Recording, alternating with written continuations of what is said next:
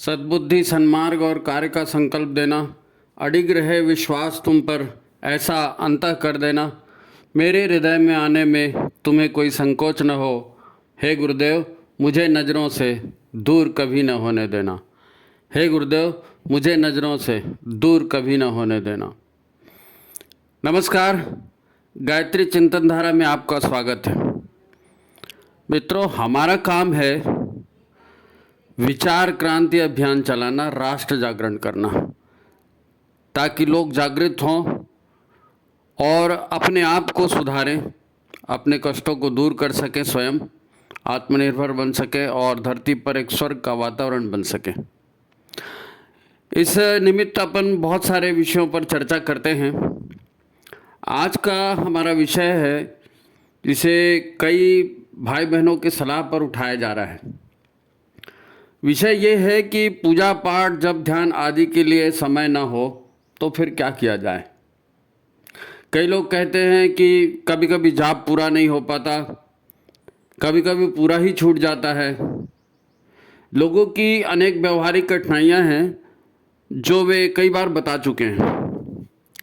सीधी बात तो एक लाइन की ये है अंग्रेजी में कहावत है, when there is a will there is a way, यानी जहाँ संकल्प होता है वहाँ रास्ता भी निकलता है। संकल्प में बड़ी ताकत होती है, वो चमत्कारी भी हो सकती है। अब सभी की अपनी अपनी परिस्थितियाँ हैं, तो एक ही फार्मूला तो सब पर लागू नहीं होगा, है नहीं। इसका निर्णय हर व्यक्ति को अपने स्तर पर लेना पड़ेगा कि उसे कब क्या करना है। आप जब ध्यान साधना छोड़ना नहीं चाहते, ये अच्छी बात है, आशा की किरण है, उम्मीद की बात है। इसमें लोगों ने पूछा है कि कम से कम क्या किया जाना चाहिए, ये ज़रूर बताएं कि अगर नियमित रूप से हमारी साधना के लिए समय नहीं निकलता तो हम क्या करें। तो हम आगे इस विषय पर आएंगे। हमारा अनुरोध यही है कि आप मन से न हारें, मन में जो है निराशा न आने दें कि हमसे साधना नहीं बन रही है या हमको समय नहीं मिल रहा है, ये लोग तकदीर वाले हैं, हम लोग बिना तकदीर वाले हैं। ये सब फालतू की बातें दिमाग से निकाल दें। एक बात बड़ी महत्वपूर्ण है जिसको हम मोटे शब्दों में पूजा पाठ कह देते हैं। ये देखने में इतने प्रभावी नहीं लगते, परंतु इनका भी बड़ा महत्व है। ऐसा नहीं है कि ये पूजा पाठ करने से क्या होगा, फलाना होगा, नहीं होता तो लोग करते क्यों, है नहीं। ये हमारे जीवन को एक निश्चित दिशा प्रदान करते हैं कि हमारी लाइफ किधर चलेगी। ठीक है, कभी हमसे भावपूर्ण ढंग से ये हो पाता है, कभी नहीं भी होता है, परंतु याद रखें, पूजा पाठ शब्द के अंदर ये जो जप, ध्यान, पूजा, आरती, चालीसा पढ़ना, प्राणायाम, योगासन, फिर व्रत उपवास करना, सत्संग, ये सारी जो प्रक्रियाएं आती हैं, ये सब हमारी जीवन साधना के टूल हैं, जीवन साधना के औजार हैं। इनके माध्यम से जीवन साधना होती है। ये जीवन साधना के उपाय हैं, साधन हैं। अब इनकी उपेक्षा ठीक नहीं है। साधना की ये क्रियाएं रस दें या ना भी दें, पर ये अगर छूट जाएं तो जीवन की पूरी दिशा धारा ही बदलने का भय हो जाता है। पूरा ट्रैक चेंज हो जाएगा अगर साधना छूट जाएगी तो। मन के भटकने के अवसर बहुत बढ़ जाएंगे और ये जीवन का सबसे बड़ा नुकसान होगा, मन का भटकना। कोई अगर पूछे कि हमारे जीवन में सबसे महत्वपूर्ण चीज़ क्या है, तो इसका एक ही जवाब है, वो है हमारा मन। उसके बाद हमारा मन, और उसके बाद भी हमारा मन, मन मन और मन। ये मन ही हमारे भीतर की सबसे महत्वपूर्ण और निर्णायक शक्ति है। आपको मालूम है, किसी कंपनी में सबसे महत्वपूर्ण कौन होता है? वो होता है कंपनी का सीईओ। सीईओ कंपनी का मालिक तो नहीं होता, परंतु कंपनी में सबसे ज़्यादा पेमेंट कंपनी के सीईओ को ही दिया जाता है, क्योंकि वो पूरा कंट्रोल करता है। परंतु हमारा मन किसी कंपनी के सीईओ से भी ज़्यादा महत्वपूर्ण है, क्योंकि मन जिन ऊर्जाओं को अपने साथ ढो रहा है, उन्हीं ऊर्जाओं की देन है हमारा ये मनुष्य शरीर।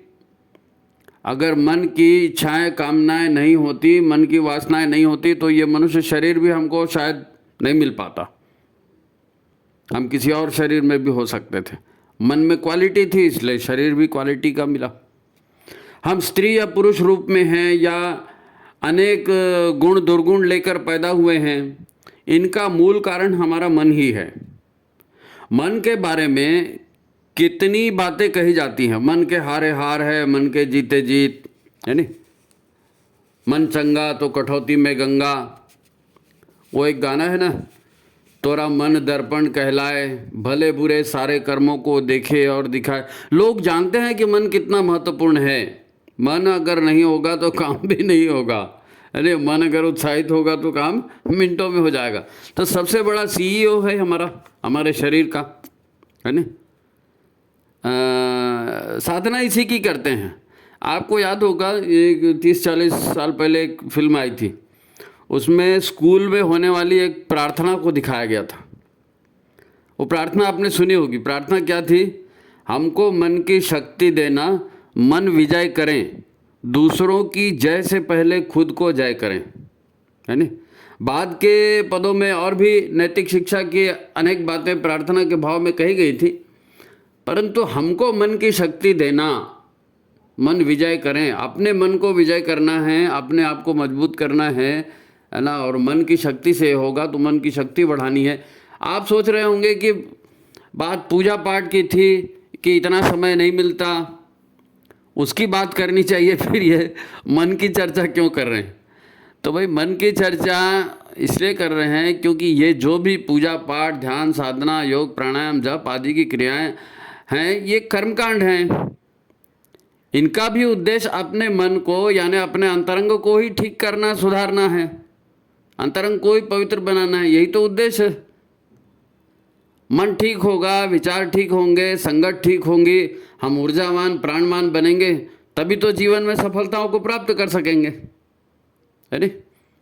तो मन को साधने से बड़ा काम दुनिया में और कोई नहीं है। हमारे ये सारे कार्यक्रम उसी के लिए हैं। हमारे आहार का, हमारी संगत का, हमारी जीवनचर्या का, यहाँ तक कि हमारे प्राणों का संबंध भी हमारे मन से है। मन के पास उसकी अपनी कोई शक्ति नहीं होती।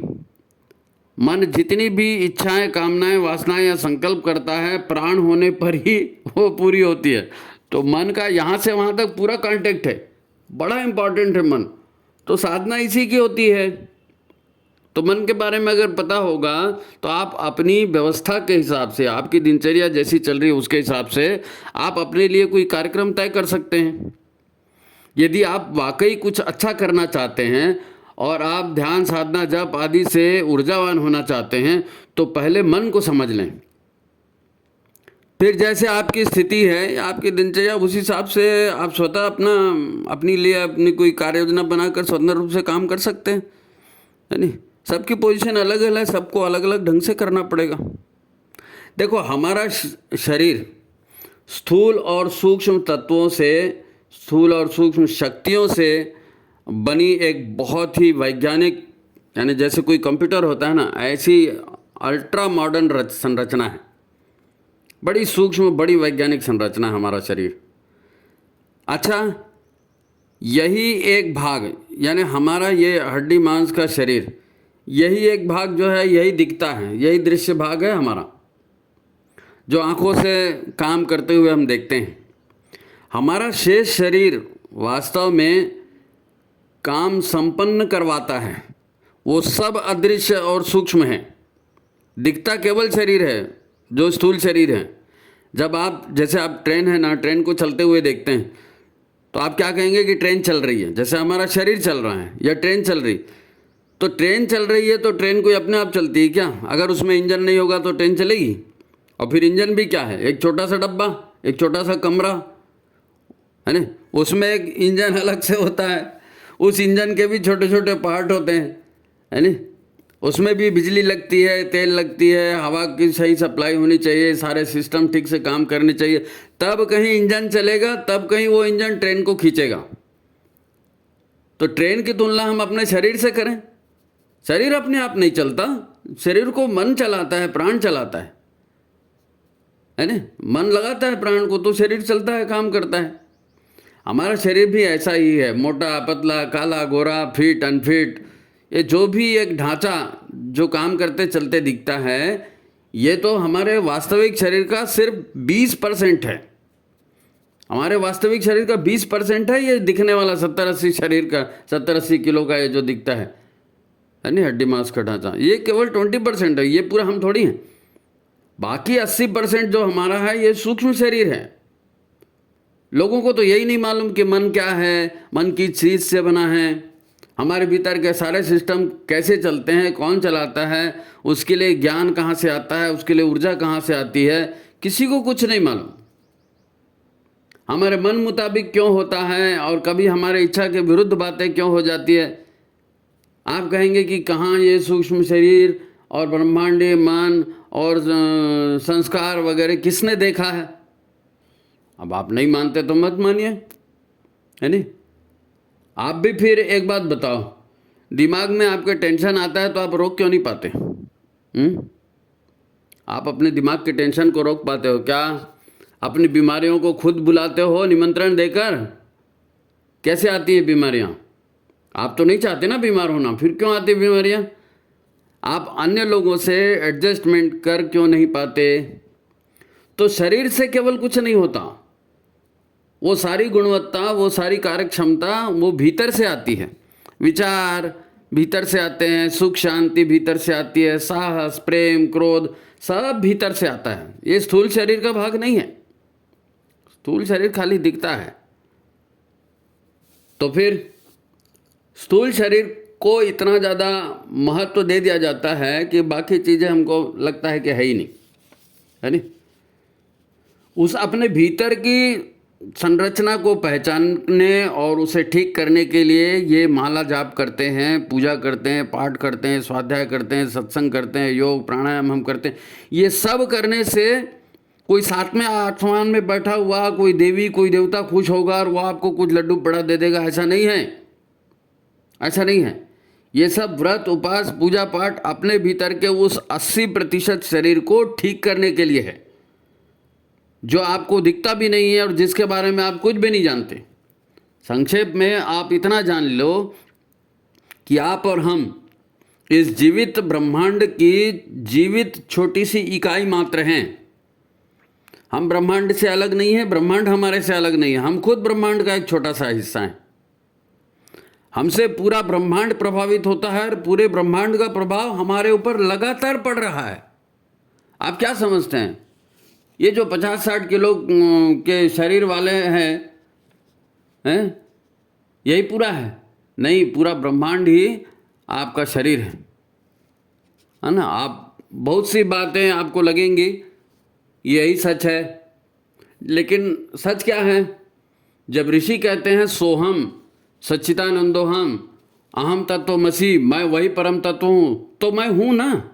ऋषि कह रहा है, गुरुदेव भी तो यही कहते हैं कि मैं वही परम तत्व हूँ। वो किसी ने ये नहीं कहा कि मैं 40 किलो का शरीर हूँ कि 80 किलो का शरीर हूँ कि 100 किलो का शरीर हूँ। मैं जब भी बात होती है तो उस 80% की बात होती है, भीतरी सूक्ष्म शरीर की, सूक्ष्म ऊर्जाओं की।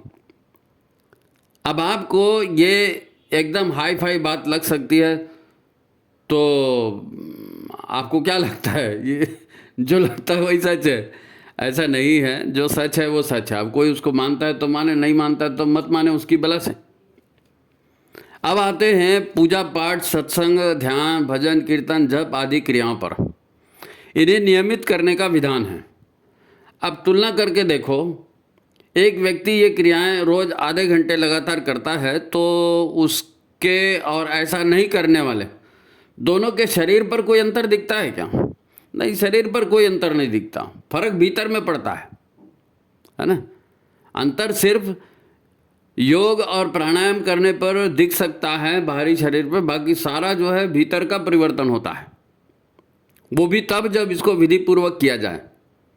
बात साफ है कि ये पूजा पाठ की जितनी क्रियाएं हैं, ये क्रियाएं दिखने वाले हमारे बाहरी शरीर के लिए हैं ही नहीं।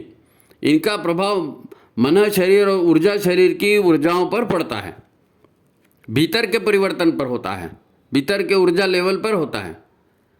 अब ऐसा करने वालों में भी कितने लोग पूरी तरह मन लगाकर शुद्ध भावना से करते हैं? सब लोग तो नहीं करते ना, हमेशा तो ऐसा शुद्ध भावना से मन लगाकर होता भी नहीं है नहीं।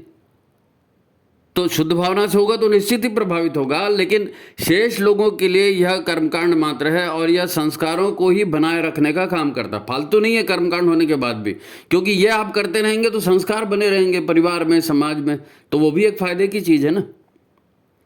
जैसे कोई नियमित तिलक लगाकर बाहर निकलता है, कोई चोटी रखता है, कोई यज्ञोपवीत पहनता है, यदि इनके पीछे भावना नहीं है तो ये सिर्फ परंपरा है जिसका निर्वाह व्यक्ति कर रहा है, और परंपरा निर्वाह हो रहा है वो भी ठीक बात है, बुरा वो भी नहीं है नहीं। परंपरा निभाने का ही कार्य है। चलो भाई, परिवार में, समाज में एक अच्छी परंपरा को जीवित रखा गया तो लाभ तो हर जगह है, नुकसान कहीं नहीं है उसको करने में। ठीक है, अब हम चलते हैं। यदि हमसे नियमित ये जाप पूजा पाठ जो है ये नहीं हो पाता हमसे नियमित, है ना, हमारी दिनचर्या कुछ ऐसी है कि समय सूट नहीं करता, तब क्या कर सकते हैं, इसी पर चर्चा करनी थी ना। तो मन को बताया अभी, इस देखो कि क्या कर सकते हैं। देखो, ये एक अच्छी परंपरा के निर्वाह का अपना महत्व होता है। तो कम से कम जैसे नहाने के बाद देवस्थान पर आपके घर में जो भी देवस्थान का चित्र है, जगह है जहाँ आपने भगवान रखे हैं, वहाँ नहाने के बाद 10 मिनट बैठिए, दीपक जला करके सामान्य पूजा करके कम से कम एक माला ही क्यों ना हो जाप जरूर करें, एक माला कम से कम जाप जरूर करें। ये सब 10 मिनट में हो सकता है जी, 10 मिनट निकाला जा सकता है जीवन में, है नहीं। अब शेष कार्यक्रमों को हम बाकी दिनचर्या के समय बीच बीच में कर सकते हैं। यदि आप जागरूक हैं और वाकई साधना कर सकते हैं और आपके मन में है कि यार मैं नियमित रूप से उसमें नहीं बैठ रहा हूँ, मेरे को दिन भर में कुछ ना कुछ साधना करना है, तो ये कार्यक्रम जो अब बताए जा रहे हैं ये आप अपने कार्य क्षेत्र में जहाँ आप काम कर रहे हैं वहाँ भी कर सकते हैं, है नहीं। तो आप कोई अगर मिलता है तो आप उसको राम राम करें, हरिओम कहें, जय गुरुदेव कहकर लोगों से अभिवादन करें, ये तो हो सकता है। इसके लिए एक्स्ट्रा समय की ज़रूरत नहीं है। आप सिनेमा के गाने ना गाकर आप प्रज्ञा गीत गा सकते हैं, भजन गा सकते हैं, बीच बीच में गुनगुना सकते हैं काम करते करते, कोई इसमें रुकावट की बात नहीं है। एक्स्ट्रा समय नहीं देना है नहीं। बीच में कभी काम करते करते, है ना, यदि आपको समय मिल जाए तो यूट्यूब पर आप वीडियो देख सकते हैं सत्संग के, बहुत से नॉलेज के वीडियो आते हैं, है नहीं। अच्छा, लगातार कुर्सी पर बैठकर मान लो आप काम कर रहे हैं, आपका प्राण अवरुद्ध हो रहा है, तो आप बीच बीच में अंगड़ाई ले सकते हैं, थोड़ा सा पानी पी सकते हैं, हाथ पैर की स्ट्रेचिंग कर सकते हैं, खींच सकते हैं। जमाई लेने से अच्छा लगता है ना, तो थोड़ा सा स्ट्रेचिंग कर सकते हैं। बैठे बैठे आप कुर्सी पर बैठे बैठे भी जो आप आसन कर सकते हो वो आसन कर लेना, है नहीं। और कुछ नहीं तो बीच बीच में गहरी लंबी श्वास लेते रहना। लंबी श्वास लेने से बीच में शरीर में प्राण शक्ति बढ़ती है, ऑक्सीजन का लेवल बढ़ता है। आप अपना जहाँ काम करते हैं वहाँ टेबल के ग्लास के नीचे या अलमारी में या जहाँ पर भी आपको लगता है, आप गुरुदेव के या देवी देवताओं के चित्र लगा सकते हैं। अपनी मोबाइल के रिंगटोन में आप गायत्री मंत्र या कोई और मंत्र लगा सकते हैं। ये सारी चीज़ें आपके मन को प्रभावित करती हैं। इनमें से कुछ भी आप करेंगे, ये सब साधना के अंतर्गत आता है। मन को सुरक्षित रखने के लिए, पवित्रता के माहौल में रखने के लिए, माहौल बनाने का काम करता है। इन सब की तुलना आप जाप से तो नहीं हो सकती। जाप का अपना एक खास महत्व है, लेकिन इन सब का भी अपना महत्व है। ये आपको एक संस्कार धारा से जोड़े रखने में मदद करते हैं, है नहीं। अच्छा होगा यदि आपसे संभव हो तो आप काम करते करते भी, है ना, मौन मानसिक जाप भी चालू रख सकते हैं। बहुत से लोगों ने कहा हमको समय नहीं मिलता, हम ये काम करते हैं, खेत में काम करते हैं, मिलिट्री में काम करते हैं, वहाँ करते हैं। तो आप मौन मानसिक जाप तो काम करते करते कहीं भी कर सकते हैं जी, उसमें कोई रुकावट नहीं। और मौन मानसिक जाप का भी बड़ा प्रभाव होता है, बड़ा प्रभाव होता है। तो सॉरी, ये सारे क्रियाकलाप आपके मन को, आपके अंतःकरण को भटकने से बचाएंगे, है नहीं, आपको अपने इष्ट से जोड़कर रखेंगे। और ये भी बहुत बड़ी बात है ना। साधना आखिर क्या होती है जी? साधना वह क्रिया है जो आपके अंतःकरण को बुरे संस्कारों से या भटकाव से रोकती है। तो एक कार्य ऐसे भी होता है ना, काम करते करते भी आप इतना तो कर ही सकते हो, इसके लिए कोई एक्स्ट्रा समय देने की जरूरत नहीं। अब जिन्हें समय ही नहीं मिलता उनको यह कार्यक्रम अपनाने में दिक्कत नहीं होनी चाहिए। काम करें क्या करें पूछते हो तो ये बता रहे भाई इसको करो, है नहीं। साधना छूट जाने से जीवन की दिशा धारा बदलने का डर होता है नहीं। कर्मकांड भले ही उतने प्रभावी नहीं दिखते परंतु वो जीवन को एक ट्रैक पर चलाने में मददगार होते हैं, है ना। जीवन को एक ट्रैक पर चलाने में मददगार होते हैं। हमेशा जो है भावनाएं ही जुड़ जाएं ऐसा नहीं होता, परंतु कर्मकांड जारी रखें तो एक संभावना जीवित रहती है कि भावनाएं कभी भी जुड़ सकती हैं और दिशा धारा भटकने का जो है भय वो भी खत्म हो सकता है नहीं। देखो साधना एक क्रिया है, परंतु ये क्रिया जो है ना बहुआयामी है, बहुआयामी। आप ऐसा ज़रूरी नहीं है कि आप वो जाप माला लेकर के घंटों जाप करते बैठें तभी साधना होगी, नहीं। साधना के बहुत सारे आयाम हैं, आप वो किसी भी आयाम को पकड़ सकते हैं, है ना। तो उसमें अफसोस मनाने की कोई ज़रूरत नहीं कि भाई मेरे को समय नहीं मिलता। बहुआयामी का मतलब कई अलग अलग तरह के कार्य हमें साधना शब्द में जो है समाहित होते हैं। एक मंत्र आपने सुना होगा, आप पूजा पाठ करते हैं, आप सूर्य को जल चढ़ाते हैं तो आपने एक मंत्र सुना होगा, ओम विश्वानि देव सवितर दुरितानि परासुव, है ना, यद भद्रम तन्न आसुव। सुना है मंत्र? ओम विश्वानि देव सवितर दुरितानि परासुव यद भद्रम तन्न आसुव। यहाँ विश्व को प्राण और जीवन देने वाली सविता शक्ति से प्रार्थना की गई है कि हे विश्व के देवता, आप हमें समस्त बुराइयों से, समस्त नेगेटिविटियों से बचाइए, छुड़ाइए। जो भी भद्र है, जो भी अच्छा है, उससे आप जोड़ दीजिए। तो यही तो प्रार्थना है, यही साधना है, यही जीवन जीने का तरीका है। इसके लिए कहीं बैठकर करें कोई ज़रूरी नहीं है। दिन भर अपने कार्यक्रम करते हुए आप इस भाव में अपना जीवन जिए ना। अब यहाँ एक अंडरस्टूड बात है, समझने वाली बात। इसके लिए हम अपने आप को समर्पित करते हैं, अपने आप को समर्पित करना है काम करते हुए। तो साधना तब पूरी होती है जब आप अपने आप को ईश्वर को समर्पित करके, ईश्वर के सारे विधानों को सहर्ष स्वीकार करके फिर अपनी ओर से बेहतरी के लिए प्रयास भी करते हैं। प्रयास आपको ही करना है। गुरु मार्गदर्शन देंगे, भगवान भी मार्गदर्शन देगा, है ना। मांगने से तो भीख मिलती है, अगर कुछ अर्जित करना है तो प्रयास करना पड़ेगा, पुरुषार्थ करना पड़ेगा। ये पूजा पाठ और ये सब नाटक, ये नाटक नहीं, ये कसरत भी नहीं है। ये सब जो है ना, ये मन से ये भाव उठने चाहिए। साधना बिना जो है बिना भावना के नहीं होती साधना। क्या बोले उसको, भाव होंगे तभी साधना हो पाएगी, नहीं तो फिर कर्मकांड जो है वो बहुत कम इफ़ेक्टिव होते हैं, भावना ज़्यादा इफ़ेक्टिव होती है। ईश्वर के अनुशासन में रहने की 10 शर्तें हैं।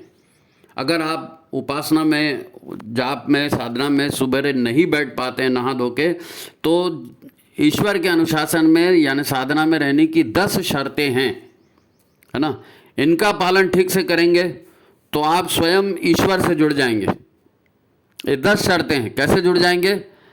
आप तो स्वयं ईश्वर ही हैं, है ना। गुरुदेव ने कहा तुम भटके हुए देवता हो, है ना, अहम तत्वमसि। आप स्वयं ईश्वर है ना, आप वही परम तत्व हैं, उसका अंश आपके भीतर है। आज अगर आप दुख परेशानी में हैं तो ये जो भी भावनात्मक या शारीरिक कष्ट आपको है या जिन कारणों से चिपका है, उन कारणों को दूर करने के 10 अनुशासन हैं। इनका जीवन में पालन करना है। ये 10 आपके धर्म कर्तव्य हैं। धर्म बोलते हैं ना, वो हिंदू मुस्लिम ईसाई धर्म नहीं। धर्म मतलब जिसको धारणा की जाए, जिसको याद रखा जाए और जिसके ऊपर आचरण किया जाए, जिससे सबका भला हो, है नहीं। तो ये 10 जो हैं आपके धर्म कर्तव्य हैं। ये इतने प्रभावशाली हैं कि ये आपका रूपांतरण करने, आपको भीतर से सर्वश्रेष्ठ बना देने में समर्थ हैं। सर्वश्रेष्ठ बना देने में समर्थ, है नहीं। इसी को धर्म कहते हैं। इन्हीं को धारण करना है। यदि आप धर्म कर्तव्य के अपने नियम की रक्षा करेंगे, है ना, उसके लिए एक्स्ट्रा कोई समय नहीं देना। आप खेत में काम कर रहे हैं, आप वाहन चलाते हैं, आप टीचर हैं, आप दुकानदारी करते हैं, आप जो भी काम करते हैं, तो ये 10 धर्म कर्तव्य जीवन जीते जीते आपको करना है। यही हमारे वेदों का, गीता का, रामायण का, या कहें संपूर्ण सनातन संस्कृति का सार है ये 10 नियम। इससे व्यक्ति का ही नहीं सारे विश्व का कल्याण होने वाला है। क्या है ये 10 अनुशासन? ये 10 अनुशासन ध्यान में रखिए। और जो लोग भी, जिन्होंने भी पत्र लिखा है कि भाई क्या करें, हमको साधना के लिए समय नहीं मिलता, तो भाई साधना ये 10 नियम है, इनका जीवन में पालन करो, इससे बड़ी साधना कोई नहीं है। ठीक है, पहला काम ये 10 अनुशासन है ना, 10 अनुशासन में पहला काम, जीवन में हिंसा नहीं करना, यानी बिना कारण किसी को कष्ट नहीं पहुंचाना। हिंसा नहीं करना, बिना कारण किसी को कष्ट नहीं पहुंचाना। दूसरी बात है सत्य आचरण करना, सत्य और न्याय का पक्ष लेना, ये बहुत महत्वपूर्ण है। इसी से जीवन में सद्गति आती है। हम कहते हैं ना कि सत्यनारायण, तो ये सत्य ही भगवान है, तो सत्य के ऊपर आचरण करना है।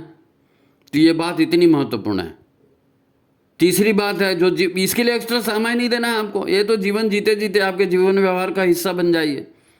तीसरी बात है जीवन में अनावश्यक तनाव से बचने के लिए अपरिग्रह को अपनाना, यानी ज़रूरत से ज़्यादा धन या ज़रूरत से ज़्यादा वस्तुओं का संग्रह नहीं करना, ऐसे संग्रह की प्रवृत्ति को छोड़ देना। अच्छा, चौथा नियम है दूसरे का हक नहीं मारना, चोरी नहीं करना। चोरी माने दूसरे का हक मारना। अगर आप प्राप्त करने की पात्रता नहीं रखते है ना, तो फिर उसको पाने का प्रयत्न भी नहीं करना। पांचवा नियम है ब्रह्मचर्य। ब्रह्मचर्य माने ब्रह्मांड के नियमों के अनुसार, ईश्वर के नियमों के अनुसार, है ना, ये जो सर्वव्यापी ब्रह्म है उसके नियमों के अनुसार और उसके न्याय के अनुसार अपने जीवन को चलाना है नहीं। छठवां नियम है जो जीवन में पालन करना है वो है संतोष। संतोष का जीवन, यानी फालतू की हाय हाय नहीं करना, फालतू की हाय हाय नहीं करना, वो भी चाहिए वो भी चाहिए, अरे जो मिला है उसमें खुश रहो ना भाई। सातवां नियम है शुचिता, पवित्रता। शुचिता, जीवन में शुचिता होना, पवित्रता होना, बुराइयां छोड़ना और अच्छाइयाँ ग्रहण करना, बोलते ना, ये शुचिता, ये जीवन में पवित्रता बनाए रखना, ये बहुत ज़रूरी है। इसको तो जीवन व्यवहार है। आठवां नियम है तप करना। अब ये तप लोगों को समझ में नहीं आता। तप यानी कम से कम साधन सुविधाओं से अपने जीवन को चलाना, और जो फिर समय बच जाए, जो भी साधन बच जाए, तो उसको दूसरे की सेवा में लगाना।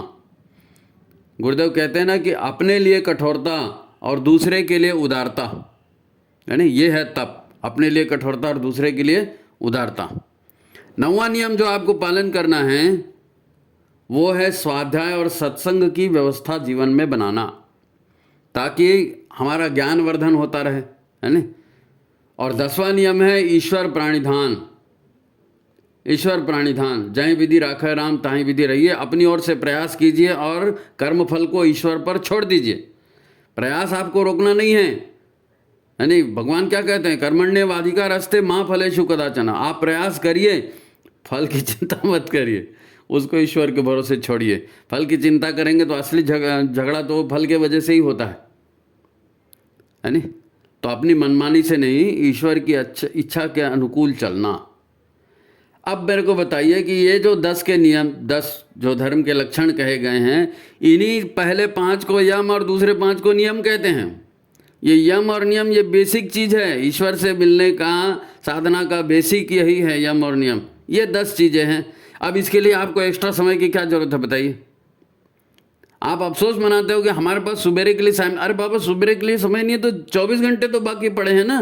तो इस 24 घंटे में जीवन व्यवहार को ऐसा बनाइए, इससे अंतरंग बदलेगा, इससे अंतरंग सुनेगा, इससे मन स्वच्छ होगा। वो कबीरदास का दोहा याद है ना, कबीरा मन निर्मल भया ऐसे जैसे नीर। तो मन को इसमें निर्मल करते हैं मन को, फिर पीछे पीछे हरि फिरे कहत कबीर कबीर। तो साधना के लिए समय नहीं मिलता, ये अफसोस करने की बात नहीं है। ये वीडियो सिर्फ इसीलिए बनाया गया है कि आप इसमें अफसोस मत करिए, उसके और भी उपाय हैं, ये गुरुदेव ने बताए हैं, है नहीं। अब आप नियमित जब साधना के लिए समय नहीं निकाल सकते तो ठीक है यार, जब निकालेंगे तब करेंगे, इतना तो हम कर ही सकते हैं, है ना। अगर हम ऐसा नहीं करेंगे, अगर शुचिता नहीं लाएंगे, सभ्यता नहीं लाएंगे, पवित्रता नहीं लाएंगे, श्रेष्ठता नहीं लाएंगे, तो बुराई तो अपने आप आएगी। दीपक जलाना पड़ता है, अगर दीपक नहीं जलाओगे तो अंधकार तो अपने आप आता है। अंधकार माने तमस, तमस माने निराशा, तमस माने दर्द, दुख, मुसीबत, परेशानियाँ, अरे तो फिर ये जप, ध्यान, उपासना ये फालतू की चीज़ें नहीं हैं, इसका हमारे आंतरिक शरीर पर प्रभाव पड़ता है। आप ऐसा नहीं होना कि 2 महीने 4 महीने जप करके देखा फिर पता चला कुछ नहीं हो रहा है यार तो छोड़ दिया, नहीं। वो धीरे धीरे भीतर का परिमार्जन जो है धीरे धीरे होता है, जन्मों के संस्कार हैं धीरे धीरे कटते हैं, आपको उसमें लगे रहना है। अब उसके लिए समय नहीं मिलता तो फिर अफसोस नहीं करना है, फिर इन 10 नियमों पर चलिए, यम नियमों के। तो आज की बात यहीं समाप्त करते हैं। उम्मीद है आपको बात समझ में आई होगी। उन सभी भाई बहनों को जिन्होंने पत्र लिखा था उनको इससे संतोष हुआ होगा। मित्रों, आप कमेंट ज़रूर किया कीजिए, आपके कमेंट के आधार पर हमें साहस मिलता है, नए विषय का हम चुनाव कर पाते हैं। आपकी समस्याओं का समाधान गुरुदेव के अनुसार कैसे हो सकता है, ये इसी माध्यम से करते। राष्ट्र जागरण जो है ऐसे ही होगा ना, ऐसे ही होगा। विचार क्रांति अभियान ऐसे ही आगे बढ़ेगा, है ना। तो ठीक है, जिन्होंने चैनल को लाइक नहीं किया है, शेयर नहीं किया, सब्सक्राइब नहीं किया, वो सब भी कर लें। रोज़ रोज़ हम बताएंगे, ज़रूर बताएंगे, आपको करना चाहिए। लाइक तो कम से कम कर दिया करो, एक उंगली ऐसा बटन दबाना, लाइक करने में क्या दिक्कत जाती जी। लाइक करो, शेयर करो और अपने स्तर पे इसको लोगों तक पहुंचाओ। तो ठीक है, सभी का जीवन सफल हो, सभी जीवन साधना में सफल हों। शुभकामनाओं के साथ आज की बात समाप्त करते हैं। सभी को प्रणाम, नमस्कार। हाँ, एक बात और, ये जो नंबर आपको दिया जाता है ना स्क्रीन पर, अभी जो नंबर आपको आ रहा है, ये नंबर व्हाट्सएप नंबर है। आप जो भी अपनी परेशानियां बताना चाहते हैं या कोई सुझाव देना चाहते हैं तो आपका स्वागत है। आप इस व्हाट्सएप नंबर पर कीजिए, है ना। डायरेक्ट फ़ोन पर कभी बात हो भी सकती है, कभी नहीं भी हो सकती। संभावना है कि डायरेक्ट फ़ोन पर बात नहीं होगी, है ना।